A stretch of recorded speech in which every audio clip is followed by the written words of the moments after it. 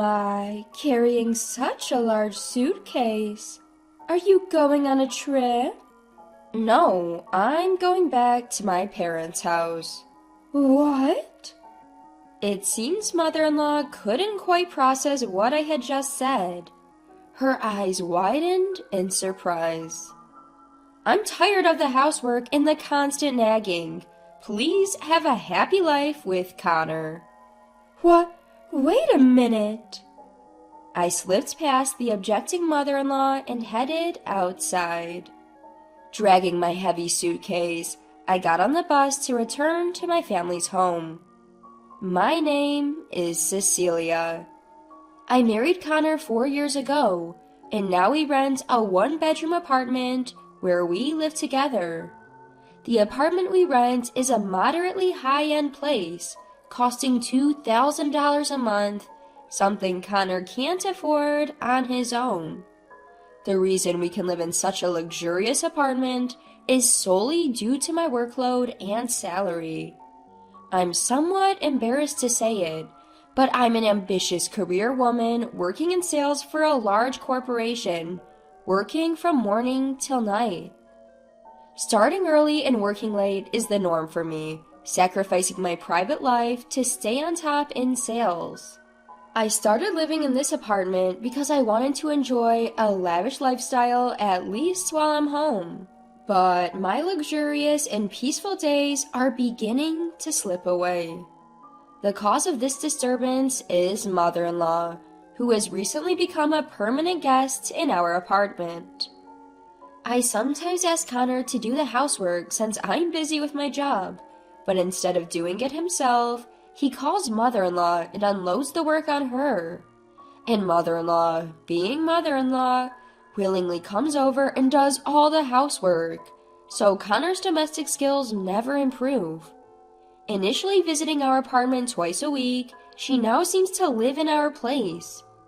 If it were just housework, I might have simply been grateful and not complained. What's been bothering me is mother-in-law's excessive interference. Why doesn't Cecilia quit her job after all this time? I can't possibly tell her it's because Connor's earnings are insufficient, so I reply with a shallow, "I'm sorry."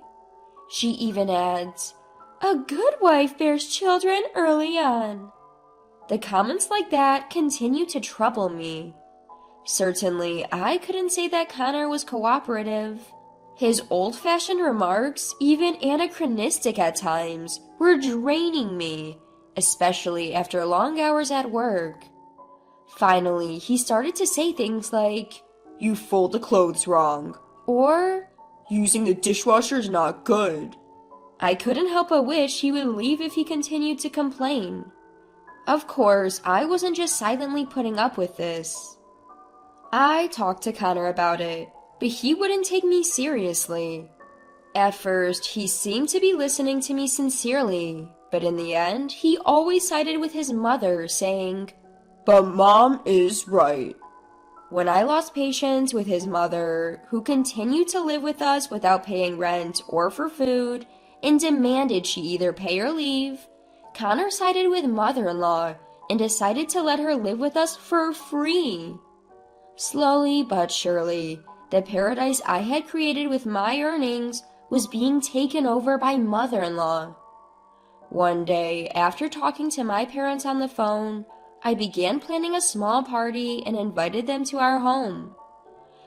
My mother's birthday was coming up, and I was likely to get paid time off. My parents had mentioned that they wanted to see my apartment, so I thought it was a good opportunity. I excitedly started planning and called out to Connor, who was lying on the sofa browsing on his mobile phone. "Hey, I'm thinking of inviting my parents over next month. Will you join us, Connor?" Connor and my parents had only met once, during our marriage meeting, and they hadn't interacted much. I was hoping it would be a pleasant dinner party and that mother-in-law could join if she was available. "What? There's no way we're letting your poor-looking parents into this apartment," he snapped. "Excuse me? How can you say that?" I yelled, shocked by his comment. Connor put down his phone, plugged his ears, and glared at me. But it's true. They were wearing cheap clothes when we went for the marriage meeting, he said. I struggled to contain my anger, my fists shaking. I was used to be spoken to harshly, but I couldn't tolerate my parents being insulted. My anger boiled up, and I had to be careful not to scream at Connor. I don't want to say this, but I started trying to calm myself. Your mother-in-law is no different from my mother. What's so poor about my parents? Are your parents big corporate bosses or something? Of course that was not the case. His father was a salaried worker, and mother-in-law was a homemaker from an ordinary family. Still, Connor scowled, annoyed by my words. At least they make more money than your parents. We didn't have to rely on a scholarship for college like you did, he said proudly, puffing out his chest. I took out a scholarship because I wanted to go to college on my own, without depending on my parents. I almost said, it's not like you, unable to leave your parents, but I swallowed my words. Fighting here wouldn't solve anything. After all, I just want to invite my parents to the apartment. It's not like we'll live together forever. I'm just asking if I can invite them for just one day, or even half a day. That's why I'm saying no. If you can't accept it, leave this apartment. What? Why are you talking about me leaving? If you can't obey me, I don't need you. I don't even want to live with you. I saw Connor spit those words out with hate, and something inside me snapped. Fine, if you say so, I'll leave. But once I leave, I'm not paying the rent here, okay? Can you afford to live on your own, Connor? Humph, worried about money? My mom's a homemaker, but she makes big money. $2,000 rent is nothing to her. I thought Connor was just ranting, but it turns out he plans to rely on his mother's income. I was more stunned than angry. I really can't understand Connor's dependent thinking. Why did I marry this man? I never thought I'd see the day when I could not trust my judgment of men. I threw down the planner I had been writing in and pulled a suitcase from the closet. The closet was filled with the stuff my mother-in-law had brought over, and my belongings had been pushed to the back. Connor seemed a bit flustered as he watched me pack calmly, but in the end, he said nothing. I finished packing, headed for the door without a word to Connor, and ran into my mother-in-law, just back from shopping. Oh, such big luggage. Are you going on a trip? No, I'm going back to my parents' house. Huh? My mother-in-law seemed unable to process what I'd said. Her eyes widened. Thank you for everything, like the housework and the sarcastic comments. Please be happy with Connor. What? Wait a minute, Cecilia! I slipped past my restraining mother-in-law and went outside. I dragged my heavy suitcase to catch the bus back to my parents' house. My parents laughed uproariously at the whole story. Even I was annoyed by their laughter, as if they were saying I was petty. Hey, it's not a laughing matter. Sorry. Cecilia, you are quite the character. Getting that angry over a comment about your parents? Was it a case of an eye for an eye?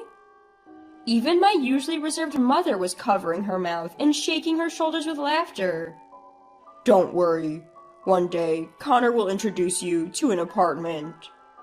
Dad, what are you talking about? There's no way Connor would let me have a room. I looked at my father in disbelief, but he just laughed with my mother and never explained his words. Eventually, I became busy with work, and thoughts of Connor and the apartment completely slipped my mind. I was still living with my parents and saw them every day, but we hadn't talked about the apartment since that day. Half a year had passed since I was kicked out of the apartment by Connor. Worn out from early morning commutes and late night overtime, I was leading a lazy life, sleeping through the day on my days off. My parents unexpectedly approached me. Finally awake? We're thinking of going to the apartment where Connor lives. Want to join us? Still half asleep, I couldn't understand what my father was saying, so I tilted my head in confusion. Seeing me standing there, lost in thought, my mother lost her patience and forcefully pushed me from behind. "Come on, get dressed quickly. Put on something really nice." Encouraged by my mother, I put on a dress I'd never worn before. It was a high-brand, quite expensive gift from my parents for my birthday, so I never had the inclination to wear it and kept it tucked away. Looking more closely, I realized that both my mother and father were also dressed in high-brand clothes they usually wouldn't wear. It was as if they were showing off their earnings. Before I knew it, I was transported to the apartment building where Connor had lived. I thought we would be turned away at the auto-locked entrance, but that worry was unnecessary. The person we were looking for was standing there in the entrance, dumbfounded. Connor and his mother-in-law were surrounded by a large amount of luggage standing still in the entrance. Upon seeing me, Connor's face contorted. Hey, Cecilia, what's going on? We've been kicked out of our apartment." "Kicked out? Did you pay the rent?" I thought it was an obvious question, but Connor looked away, embarrassed. "I paid it. I even went into debt to make the payment." I was utterly dumbfounded by Connor's words. As I suspected, the claim that mother-in-law was earning money was a lie.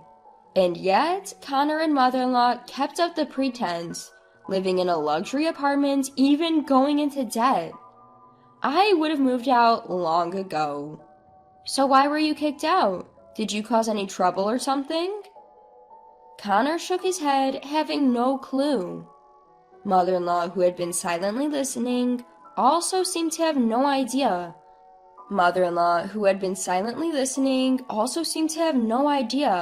Looking at the luggage in the entrance shamefacedly. Ha ha ha ha ha. The mood was broken by my father's laughter. His hearty laugh echoed through the entrance. My mother also covered her mouth elegantly, as if laughing. "What's so funny, Dad?" No, I'm sorry. It's just amusing. Connor's room, we'll give it to Cecilia. If you don't want to use one, we can arrange for a new one. What? What are you talking about? Connor's voice rose in confusion before mine. Mother-in-law, like me, was bewildered, her gaze wandering. Didn't you know? This apartment had been owned by our company for the past 3 months.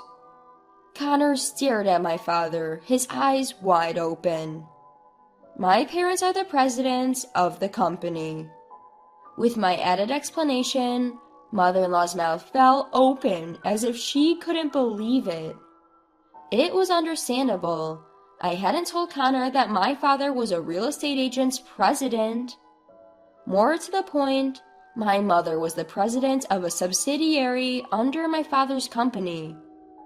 Together, they were a successful entrepreneurial couple. Perhaps I inherited those genes because I had an exceptional talent in sales. Connor must have misunderstood my family to be poor, based on the clothes we wore when meeting him and the fact that I went to college on a scholarship, but that was a mistake. Connor's anger was then directed at me. Why didn't you tell me that Cecilia's dad is the company's president? If I had known, I would've... And what if you had known? Just so you know, I'm not living here on my parents' dime, unlike you, who's always relying on mother-in-law. Surprisingly, it was not Connor but mother-in-law who accepted the reality quicker. Maybe she judged the hierarchy at a glance by looking at my mother's high-end clothing. Suddenly, with a look of trying to gauge my parents' mood, she began to speak. I sold the house because Connor said to move here. If we're kicked out, we'll have nowhere to live." Mother-in-law glances at my parents' faces, but neither of them breaks a smile. It's terrifying even to me, their actual daughter, that their eyes aren't smiling. My mother smiles softly to reassure mother-in-law and politely brings up the subject. You've been behind on rent for over 3 months, haven't you? We've sent reminders and called many times, but with no response, we've had to proceed with eviction. I look at Connor, wondering if he really was behind, and he quickly looks away. It seems that he could only pay his debts for the first 3 months. Mother-in-law's situation was the same, and she looks uncomfortable being scolded by my mother. Can't you do something about it? Please? You're the company's president, right? Mother-in-law pleads with my parents. However, my father firmly pushes mother-in-law away. I'm the president and I've decided on the eviction. You must comply. You're trying to live well without paying rent. Isn't that too selfish? Cornered by my parents, mother-in-law looks to Connor for help. But Connor stays still, not budging. As if he's abandoning mother-in-law, as if he doesn't want to get involved, he just stands there. I feel anger bubbling up again at his indifferent behavior. I've thought about it for 6 months. I can't reconcile with Connor. Let's get a divorce. What? Wait, divorce? I glare at the flustered Connor. I can't live with someone who insults my parents. My parents look at me, almost dazzled by the words I've declared. What am I going to do now? Connor falls to his knees on the ground, dejected. Though I want to keep watching his ridiculous figure, I'm not that heartless. You need to find a way to pay the overdue rent. Why not sell all your furniture and stuff? You won't have anywhere to take it anyway. I glance at the pile of Connor and mother-in-law's belongings in the entrance. Despite the unpaid rent, there are many luxurious items like brand name products and watches. Selling them might help a bit. Feeling a little reluctant to leave them stranded, I began to efficiently sort through the unattended luggage on the floor. The truck should be here soon. Let's transport everything to our warehouse for now. My father also cooperated with me. As Connor and mother-in-law sulked, unable to do anything, the belongings that had occupied the entrance were quickly put away, leaving only the valuable brand clothing, jewelry, and watches. Why don't you visit our shop later? We also deal in buying watches and jewelry. With a business smile, my mother hands her business card to mother-in-law. It was a completely dazzling move. She kicks Connor and mother-in-law out of the apartment and doesn't forget to promote her business. I never feel like I can catch up to my parents. And I still can't be as ruthless as my parents when it comes to business. As I'm absent-mindedly staring at my parents, my father says with a calm face, People who judge others by appearance and call them poor don't belong in this apartment. With those words, I was certain. My parents were holding a grudge against what Connor had said. Connor seemed desperate to pay the rent, repeatedly borrowing money everywhere. Not only from lenders, but also from his colleagues and superiors. It became a topic in the company that Connor never returned the money. Connor lost his place in the company and was forced to resign after paying back all the money he had borrowed from company employees. Mother-in-law, who had been living with him and was only trying to benefit from him, was probably guilty as well. After being kicked out of the apartment, mother-in-law moved into the company dormitory with Connor and started working as a part-time worker at a factory. The fact that the factory where she was working was part of my father's corporate group is nothing short of laughable. 1 month after Connor was kicked out of the apartment, I successfully got divorced. Additionally, I received a room in the apartment as a lifetime gift from my parents, and I'm leading a comfortable life. Work is as busy as ever, but I have been promoted for my sales skills. Now that I'm single, I'm thinking of devoting myself even more to my work.